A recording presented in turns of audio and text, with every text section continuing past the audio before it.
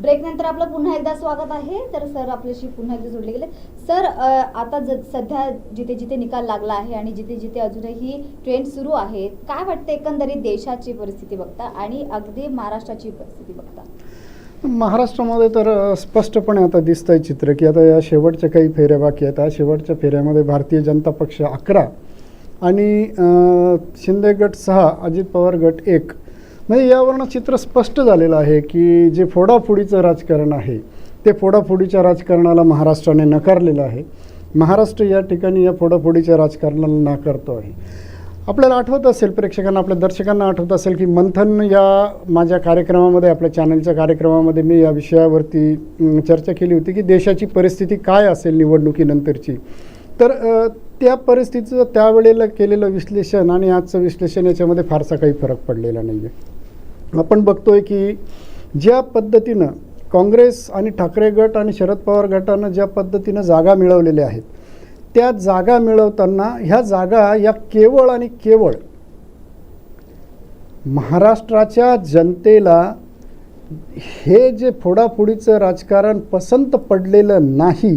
ही जी युती जी आहे भाजप, शिंदे गट आणि राष्ट्रवादी अजित पवार गट, ही मान्य झालेली नाही, असाच हा कल आहे, असाच हा निकाल आहे। कारण की त्यानंतर झालेली ही सर्वात पहिली निवडणूक आहे। हिच्यानंतर विधानसभेमध्ये फार मोठा फेरबदल आता ह्या ट्रेंडकडे बघून आपल्याला दिसणार आहे पुढे भविष्यात। आणि देशाच्या बाबतीत जर विचार कराल तर भारतीय जनता पक्ष हा अजूनही स्वबळावरती सत्ता स्थापन करण्याची क्षमता ठेवत नाही आहे। आणि त्यामुळे जे घटक पक्ष आहेत त्या घटक पक्षांवरतीच आता भारतीय जनता पक्षाला अवलंबून राहावं लागेल।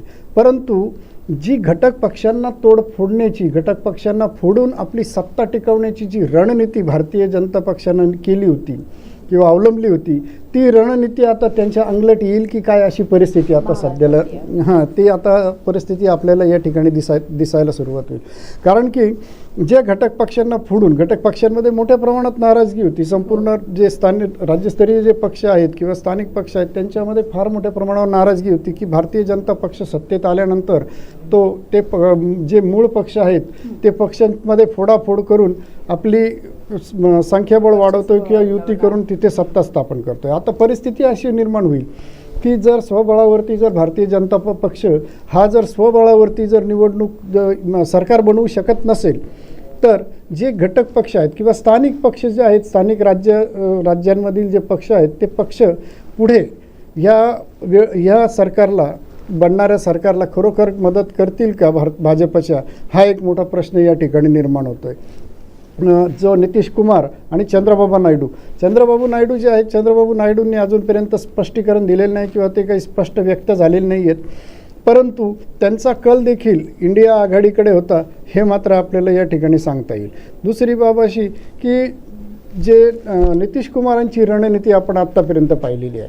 नितीश कुमार हे ठामपणे भारतीय जनता पक्षाच्याच गोटामध्ये जाऊन बसतील याबद्दल कोणीही खात्री देऊ शकत नाही। नितीश कुमारांचं आत्तापर्यंतचं राजकारण पाहता त्यांना काँग्रेसही फार दूर नाही आणि भारतीय जनता पक्षही फार दूर नाही, अशा मध्यस्थानी ते कायम बसत आलेले आहेत। त्यामुळे पुढे काय भूमिका निर्माण होतील किंवा पुढे काय भूमिका घेतील हे आत्ता सांगता येत नाही। तिसरी महत्त्वाची गोष्ट अशी की जे ईडीचं राजकारण, ईडीचा जो भाग आहे, ईडी इन्कम टॅक्सचा जो भाग आहे, तो ईडी इन्कम टॅक्सचा एक संदेश जो गेलेला आहे जनमानसामध्ये व त्याचबरोबर राजकीय पक्षांमध्ये, स्थानिक राजकीय पक्षांमध्ये, नेत्यांमध्ये जो संदेश गेलेला आहे, तो संदेश जो आहे तो संदेश रिव्हर्स इम्पॅक्ट घेऊन भारतीय जनता पार्टीचं नुकसान करतो की काय हे आता बघावं लागेल। कारण भारतीय जनता पार्टीला जर सत्ता हवी असेल, सत्तेमध्ये यायचं असेल, तर भारतीय जनता पार्टीला सत्तेस येण्यासाठी सगळ्यात महत्त्वाची गरज पडेल ती या घटक पक्षांची किंवा स्थानिक पक्षांची। परंतु त्या ठिकाणी आता ईडीची भीती आणि जी इन्कम टॅक्सची भीती, ही जी चर्चा चालू होती, ही जी चर्चा सुरू होती, त्यामुळे ते पक्ष धजावतील की नाही, आता पुन्हा भारतीय जनता पक्षाला सत्ता मिळावी म्हणून हा एक महत्त्वाचा प्रश्न या ठिकाणी निर्माण होईल. कारण की एक समाज किंवा एक प्रचलित आता हे झालेलं आहे की भारतीय जनता पक्ष हा ईडी आणि इन्कम टॅक्सच्या माध्यमातून राजकीय पक्षांवरती दबाव टाकतो आहे.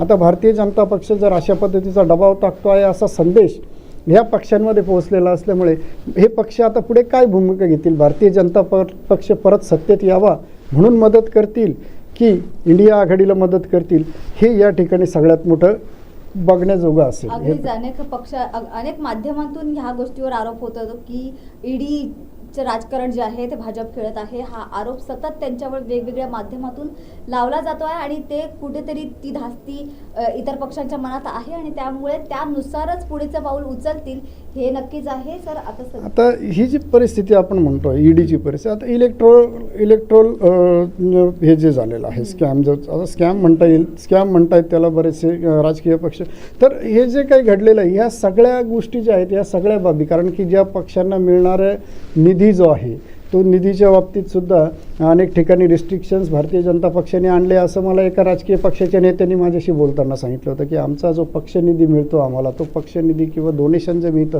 त्याच्यावर देखील रिस्ट्रिक्शन आणल्या गेल्या होत्या. ह्या सगळ्या बाबी ह्या घटक पक्षांच्या बाबतीत देखील घडलेल्या आहेत. आता जे पक्ष ज्या पक्षांची मदत लागणार आहे किंवा ज्या पक्ष एनडीएमध्ये जे पक्ष आहेत ते पक्ष आता खरोखर एनडीएमध्ये राहतील का, एनडीएमध्ये राहून ते ह्या बाबतीत काही खरोखर पंतप्रधान मोदींचं सरकार यावं किंवा भाजपचं सरकार यावं म्हणून कार्यशील होतील का, हा मोठा प्रश्न या ठिकाणी आता आणि जास्त नाही, तुम्हाला 48 ते 72 तासातच याच्यावरचे सगळे पडसाद उमटायला सुरुवात होईल, हे सगळं चित्र स्पष्ट होईल. अजूनही इंडिया आघाडीनं अजूनही कोणीही असं स्टेटमेंट दिलेलं नाही की आम्ही सरकार बनवू म्हणून, आम्ही सरकार बनवू असं स्टेटमेंट अजूनपर्यंत कोणीही दिलेलं नाही. उद्या शरद पवारांनी एक पत्रकार परिषद घेऊन एवढं सांगितलेलं आहे की आम्ही उद्या इंडिया आघाडीची दिल्लीमध्ये बैठक घेत आहोत आणि त्या बैठकीमध्ये पुढील जी काही भूमिका आहे ती भूमिका आम्ही घेणार आहोत. अर्थातच इंडिया आघाडीने काय भूमिका घ्यावी किंवा काय नाही हे इंडिया आघाडीनं सांगण्याची गरज नाही. इंडिया आघाडी काय भूमिका घेणार आहे जग जाहीर आहे. सरकार स्थापनेसाठी इंडिया आघाडी देखील प्रयत्न करेल, यात काही वाद नाही आहे. त्यामुळे घटक पक्ष जे आहेत इंडिया आघाडीतले, त्या इंडिया आघाडीतल्या घटक पक्षांना मिळवून आपल्याकडे ओढण्याचा प्रयत्न देखील या ठिकाणी होण्याची शक्यता नाकारता येत नाही. अगदीच आणि आताचा जो आघाडी आता जी चुरशीची लढाई चालू आहे बीजेपी आणि काँग्रेसमध्ये, अगदीच एनडीएमध्ये आणि इंडिया आघाडीमध्ये, ती फारच लोकांना उत्सुकता आहे याच्या निकालाची आणि त्याबद्दल काय नेमकं घडणार आहे. आज 6 वाजता उद्धव ठाकरे देखील प्रेस कॉन्फरन्स घेणार आहे आणि त्यातही ते काय बोलणार आहेत याकडे सगळ्यांचं लक्ष लागलेलं आहे. नाही, आता शेवटी उत्साह आहे सगळा जो आता महाविकास आघाडीमध्ये देखील प्रचंड उत्साहाचं वातावरण आहे. कारण आगामी विधानसभा निवडणूक जी आहे त्या आगामी विधानसभा निवडणुकीच्या पार्श्वभूमीवरती हा उत्साह असणं स्वाभाविक आहे. कारण की इतक्या मोठ्या प्रमाणावरती यश अपेक्षित नव्हतं, तितक्या मोठ्या प्रमाणावरती यश मिळालं आहे. आणि ज्या पद्धतीनं उद्धव ठाकरे यांच्या शिवसेनेच्या बाबतीत आणि उद्धव ठाकरेंच्या बाबतीत जे जनतेमध्ये सॉफ्ट कॉर्नर होता, जो जनतेमध्ये त्यांच्याबाबत जे का भूमिका होती ती भूमिका या ठिकाणी स्पष्ट झालेली. 10 जागा उद्धव ठाकरे गट आत्तापर्यंतच्या कालानुसार जे आहे ते 10 जागा उद्धव ठाकरे गट जो मिळवतोय तो भारतीय जनता पक्ष हा एवढा मोठा राष्ट्रीय पक्ष, आता सत्तेत असलेला पक्ष हा 11 जागा मिळवतोय आणि त्या जागेवरती उद्धव ठाकरे गट हा 10 जागा मिळवतोय.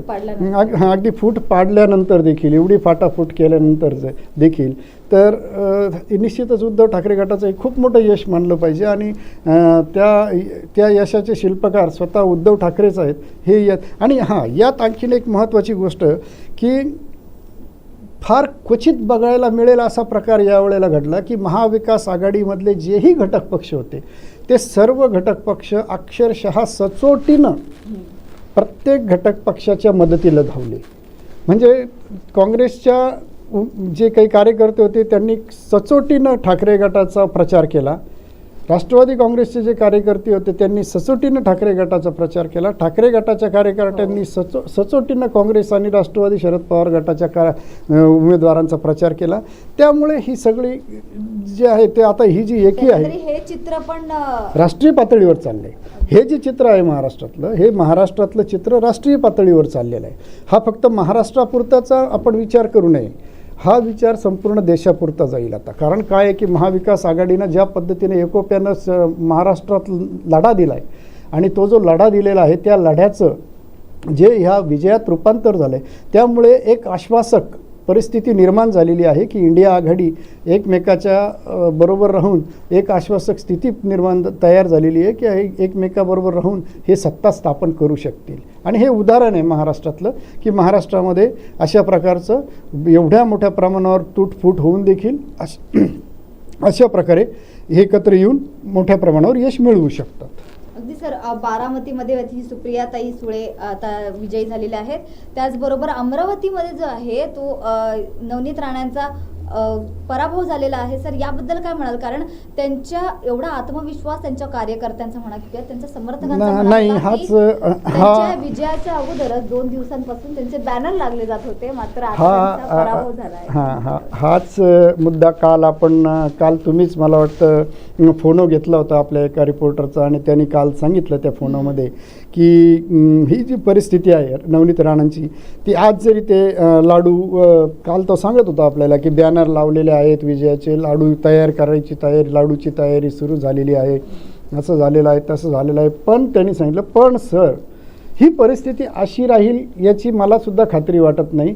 कारण की नवनीत राणांना जरी वाटत असलं की त्यांच्या बाजूने मतदान भरपूर काही झालेलं आहे, परंतु तशी परिस्थिती ग्राउंडवर नाही. जे मेळघाटामध्ये त्यांनी ज्या साड्या वगैरे वाटल्या, त्यानंतर त्याच्यावरती ज्या प्रतिक्रिया उमटल्या त्या साड्या हलक्या दर्जाच्या होत्या, त्याच्यामुळे ते मेळघाटातले सर्व आदिवासी मंडळी चिडली, त्यांनी त्या साड्या परत रिटर्न त्यांना दिल्या. त्यानंतर बच्चू कडूंचाही नवनीत राणांना असलेला कट्टर विरोध, या सर्व बाबी नवनीत राणांच्या विरोधाच्या बाजू जवळजवळ 70-80% असताना जमेच्या बाजू फक्त 30-40% होत्या. त्यामुळे नवनीत राणांचा विजय हा अवघडच होता आणि तो खरोखर अवघडच त्यांच्यासाठी ठरलेला आहे. आता पंकजा मुंडे ज्या आहेत त्या 34,000 मतांनी वरती मतांनी त्या आघाडीवर आहेत.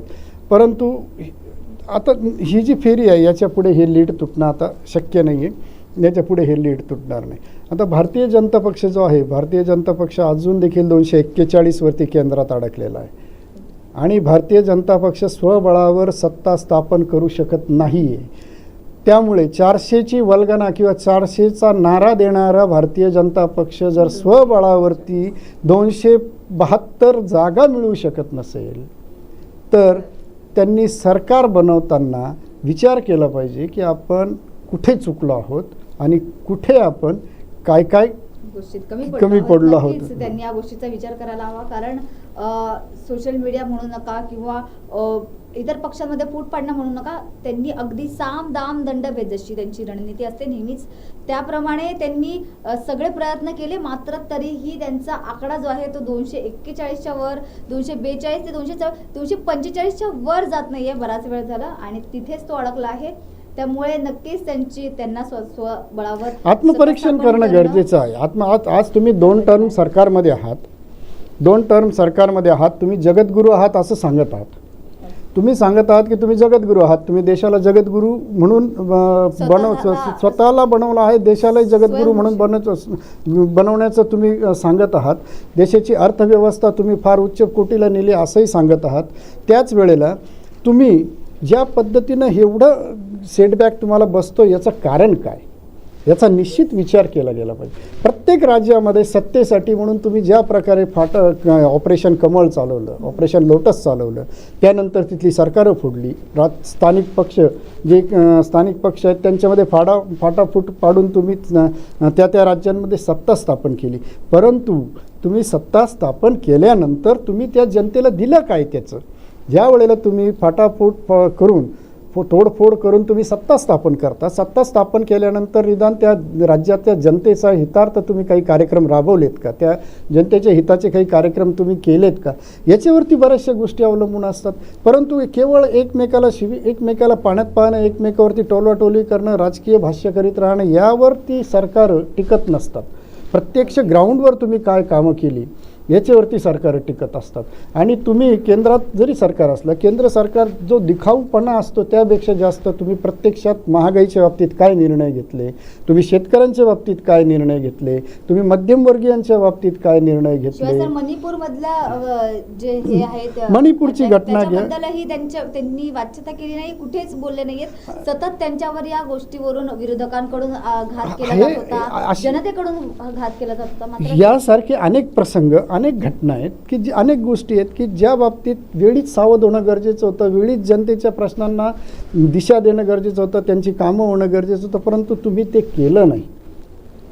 तुम्ही जे जगद्गुरू मंदिर हे जे ह्या वर्तुळाच्या बाहेर जाण्याचा प्रयत्न, ईडीचं राजकारण हे भर पडली त्याच्यामध्ये.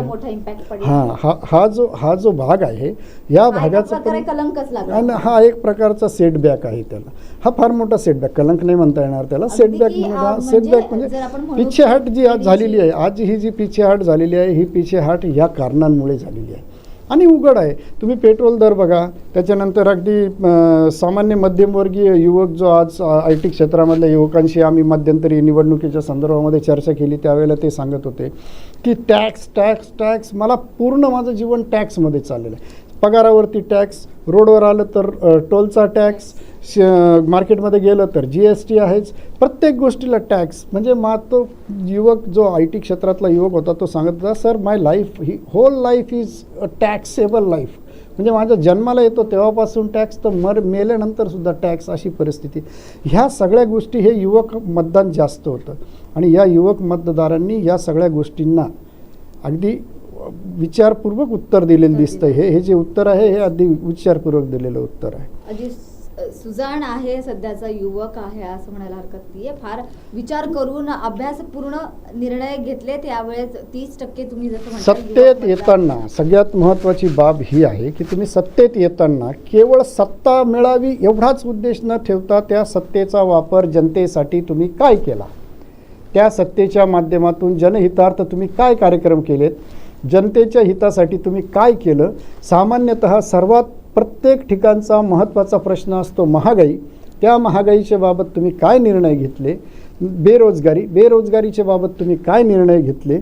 कृषीप्रधान ज्या देशाची अर्थव्यवस्था ही 20 ते 22% कृषीवरती अवलंबून आहे, त्या कृषीप्रधान देशाच्या पंतप्रधानांनी त्या कृषी क्षेत्राबद्दल, त्या शेतकऱ्यांबद्दल काय निर्णय घेतले, ह्या सगळ्या बाबींचा विचार या निवडणुकीत केलेला दिसतोय. शेतकऱ्यांनी येऊ नये त्याच्या गोंधळ घालू नये यासाठी त्यांच्यावर बरेच ऍक्शन घेतले गेले.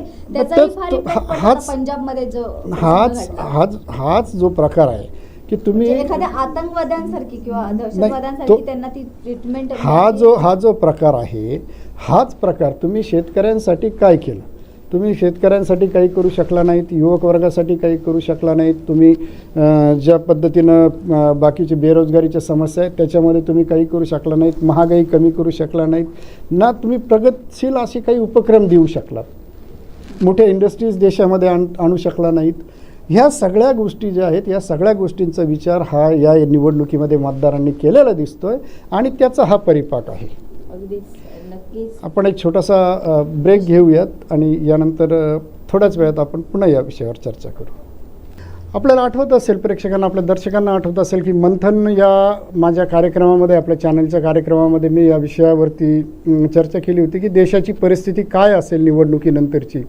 तर त्या परिस्थितीचं त्यावेळेला केलेलं विश्लेषण आणि आजचं विश्लेषण याच्यामध्ये फारसा काही फरक पडलेला नाही आहे. आपण बघतोय की ज्या पद्धतीनं काँग्रेस आणि ठाकरे गट आणि शरद पवार गटानं ज्या पद्धतीनं जागा मिळवलेल्या आहेत, त्या जागा मिळवताना ह्या जागा या केवळ आणि केवळ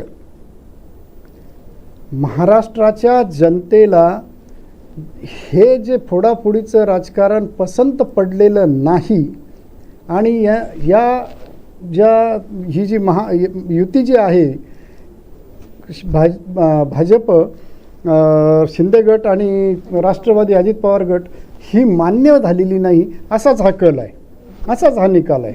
कारण की त्यानंतर झालेली ही सर्वात पहिली निवडणूक आहे.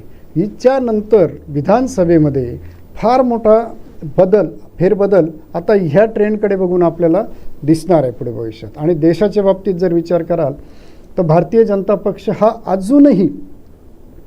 अजूनही स्वबळावरती सत्ता स्थापन करण्याची क्षमता ठेवत नाही आहे. आणि त्यामुळे जे घटक पक्ष आहेत त्या घटक पक्षांवरतीच आता भारतीय जनता पक्षाला अवलंबून राहावं लागेल. परंतु जी घटक पक्षांना फोडण्याची, घटक पक्षांना फोडून आपली सत्ता टिकवण्याची जी रणनीती भारतीय जनता पक्षानं केली होती किंवा अवलंबली होती, ती रणनीती आता त्यांच्या अंगलट येईल की काय अशी परिस्थिती आता सध्याला ती आता परिस्थिती आपल्याला या ठिकाणी दिसायला सुरुवात होईल. कारण की जे घटक पक्षांना फोडून, घटक पक्षांमध्ये मोठ्या प्रमाणात नाराजगी होती. संपूर्ण जे राज्यस्तरीय जे पक्ष आहेत किंवा स्थानिक पक्ष आहेत त्यांच्यामध्ये फार मोठ्या प्रमाणावर नाराजगी होती की भारतीय जनता पक्ष सत्तेत आल्यानंतर जे मूळ पक्ष आहेत ते पक्षांमध्ये फोडाफोड करून आपली संख्याबळ वाढवतोय किंवा युती करून तिथे सत्ता स्थापन करतोय. आता परिस्थिती अशी निर्माण होईल की जर स्वबळावरती जर भारतीय जनता पक्ष हा जर स्वबळावरती जर निवडणूक सरकार बनवू शकत नसेल तर जे घटक पक्ष आहेत किंवा स्थानिक पक्ष जे आहेत, स्थानिक राज्यांमधील जे पक्ष आहेत ते पक्ष पुढे या सरकारला, बनणाऱ्या सरकारला खरोखर मदत करतील का भाजपच्या, हा एक मोठा प्रश्न या ठिकाणी निर्माण होतोय. जो नितीश कुमार आणि चंद्रबाबू नायडू जे आहेत, चंद्रबाबू नायडूंनी अजूनपर्यंत स्पष्टीकरण दिलेलं नाही किंवा ते काही स्पष्ट व्यक्त झालेले नाही आहेत. परंतु त्यांचा कल देखील इंडिया आघाडीकडे होता हे मात्र आपल्याला या ठिकाणी सांगता येईल. दुसरी बाब अशी की जे नितीश कुमारांची रणनीती आपण आत्तापर्यंत पाहिलेली आहे. नितीश कुमार हे ठामपणे भारतीय जनता पक्षाच्याच गोटामध्ये जाऊन बसतील याबद्दल कोणीही खात्री देऊ शकत नाही. नितीश कुमारांचं आत्तापर्यंतचं राजकारण पाहता त्यांना काँग्रेसही फार दूर नाही आणि भारतीय जनता पक्षही फार दूर नाही, अशा मध्यस्थानी ते कायम बसत आलेले आहेत. त्यामुळे पुढे काय भूमिका निर्माण होतील किंवा पुढे काय भूमिका घेतील हे आत्ता सांगता येत नाही. तिसरी महत्त्वाची गोष्ट अशी की जे ईडीचं राजकारण, ईडीचा जो भाग आहे, ईडी इन्कम टॅक्सचा जो भाग आहे, तो ईडी इन्कम टॅक्सचा एक संदेश जो गेलेला आहे जनमानसामध्ये व त्याचबरोबर राजकीय पक्षांमध्ये, स्थानिक राजकीय पक्षांमध्ये, नेत्यांमध्ये जो संदेश गेलेला आहे तो संदेश जो आहे तो संदेश रिव्हर्स इम्पॅक्ट घेऊन भारतीय जनता पार्टीचं नुकसान करतो की काय हे आता बघावं लागेल. कारण भारतीय जनता पार्टीला जर सत्ता हवी असेल, सत्तेमध्ये यायचं असेल तर भारतीय जनता पार्टीला सत्तेस येण्यासाठी सगळ्यात महत्त्वाची गरज पडेल ती या घटक पक्षांची किंवा स्थानिक पक्षांची. परंतु त्या ठिकाणी आता ईडीची भीती आणि जी इन्कम टॅक्सची भीती, ही जी चर्चा चालू होती, ही जी चर्चा सुरू होती, त्यामुळे ते पक्ष धजावतील की नाही, आता पुन्हा भारतीय जनता पक्षाला सत्ता मिळावी म्हणून हा एक महत्त्वाचा प्रश्न या ठिकाणी निर्माण होईल. कारण की एक समाज किंवा एक प्रचलित आता हे झालेलं आहे की भारतीय जनता पक्ष हा ईडी आणि इन्कम टॅक्सच्या माध्यमातून राजकीय पक्षांवरती दबाव टाकतो आहे. आता भारतीय जनता पक्ष जर अशा पद्धतीचा दबाव टाकतो आहे असा संदेश ह्या पक्षांमध्ये पोहोचलेला असल्यामुळे हे पक्ष आता पुढे काय भूमिका घेतील, भारतीय जनता पक्ष परत सत्तेत यावा म्हणून मदत करतील की इंडिया आघाडीला मदत करतील, हे या ठिकाणी सगळ्यात मोठं बघण्याजोगं असेल. अगदीच अनेक माध्यमातून ह्या गोष्टीवर आरोप होत होतो की ईडीचं राजकारण जे आहे ते भाजप खेळत आहे. हा आरोप सतत त्यांच्यावर वेगवेगळ्या माध्यमातून लावला जातो आहे आणि ते कुठेतरी ती धास्ती इतर पक्षांच्या मनात आहे आणि त्यामुळे त्यानुसारच पुढेचं पाऊल उचलतील हे नक्कीच आहे. सर आता ही जी परिस्थिती आपण म्हणतोय ईडीची परिस्थिती, आता इलेक्ट्रोल हे जे झालेलं आहे स्कॅम, आता स्कॅम म्हणता येईल, स्कॅम म्हणतायत त्याला बरेचसे राजकीय पक्ष.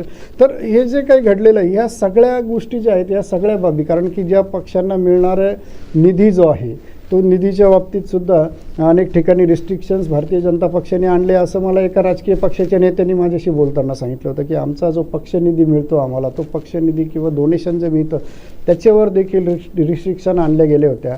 ह्या सगळ्या बाबी ह्या घटक पक्षांच्या बाबतीत देखील घडलेल्या आहेत. आता जे पक्ष, ज्या पक्षांची मदत लागणार आहे किंवा ज्या पक्षात एनडीएमध्ये जे पक्ष आहेत ते पक्ष आता खरोखर एनडीएमध्ये राहतील का, एनडीएमध्ये राहून ते ह्या बाबतीत काही खरोखर पंतप्रधान मोदींचं सरकार यावं किंवा भाजपचं सरकार यावं म्हणून कार्यशील होतील का, हा मोठा प्रश्न या ठिकाणी आता आणि जास्त नाही, तुम्हाला 48 ते 72 तासातच याचेवरचे सगळे पडसाद उमटायला सुरुवात होईल, हे सगळं चित्र स्पष्ट होईल.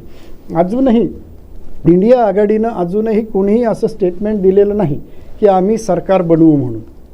आम्ही सरकार बनवू असं स्टेटमेंट अजूनपर्यंत कोणीही दिलेलं नाही. उद्या शरद पवारांनी एक पत्रकार परिषद घेऊन एवढं सांगितलेलं आहे की आम्ही उद्या इंडिया आघाडीची दिल्लीमध्ये बैठक घेत आहोत आणि त्या बैठकीमध्ये पुढील जी काही भूमिका आहे ती भूमिका आम्ही घेणार आहोत.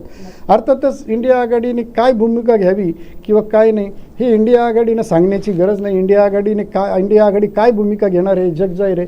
सरकार स्थापनेसाठी इंडिया आघाडी देखील प्रयत्न करेल, यात काही वाद नाही आहे. त्यामुळे घटक पक्ष जे आहेत इंडिया आघाडीतले, त्या इंडिया आघाडीतल्या घटक पक्षांना मिळवून आपल्याकडे ओढण्याचा प्रयत्न देखील या ठिकाणी होण्याची शक्यता नाकारता येत नाही.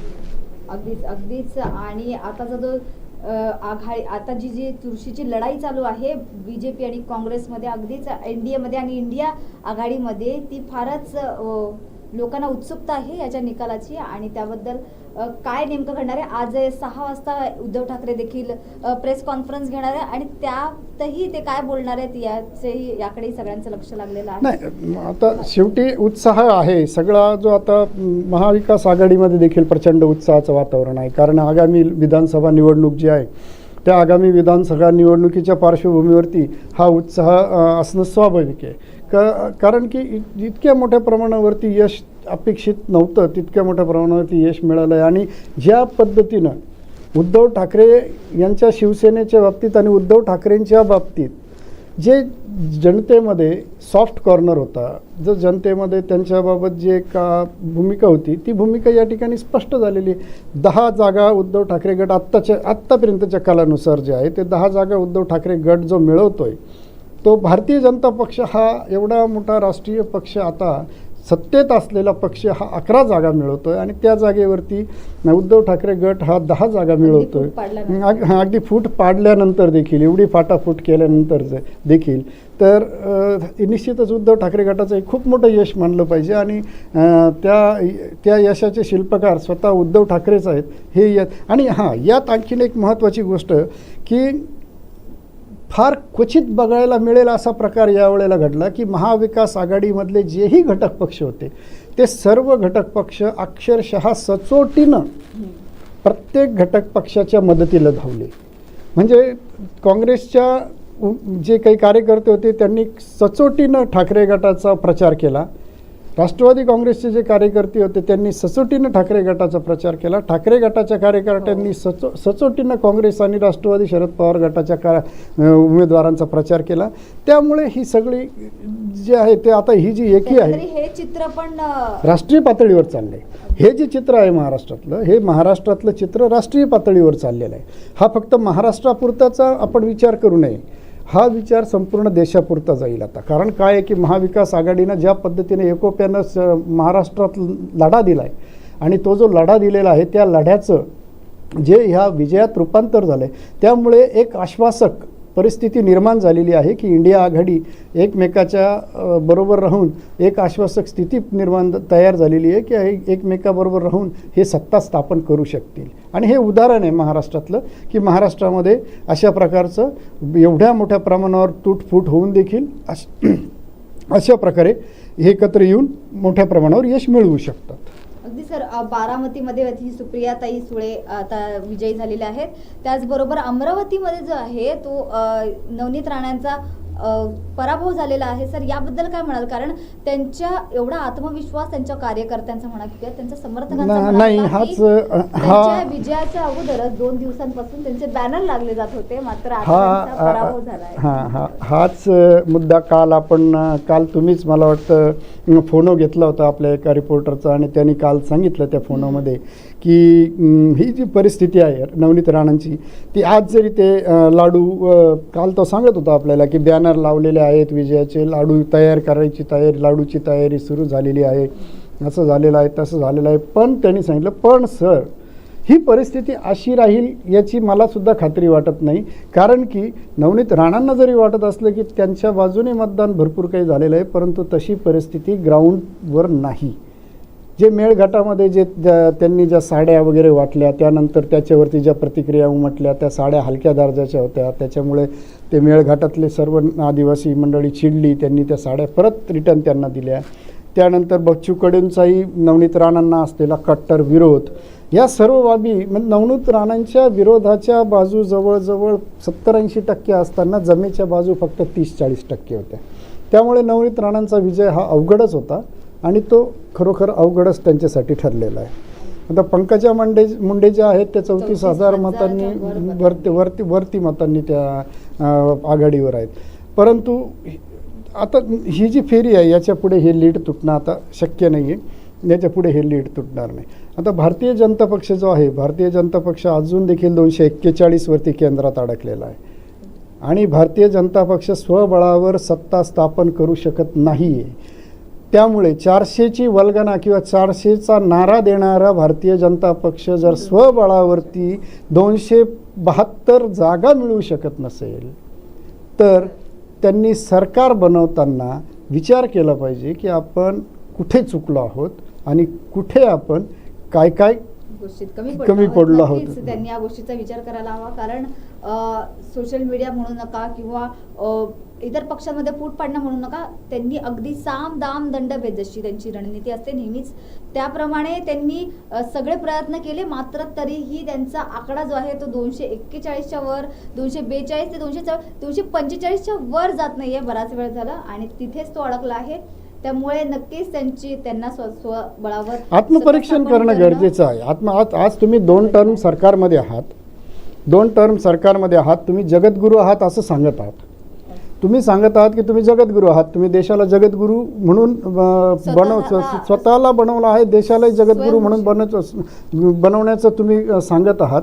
देशाची अर्थव्यवस्था तुम्ही फार उच्च कोटीला नेली असंही सांगत आहात.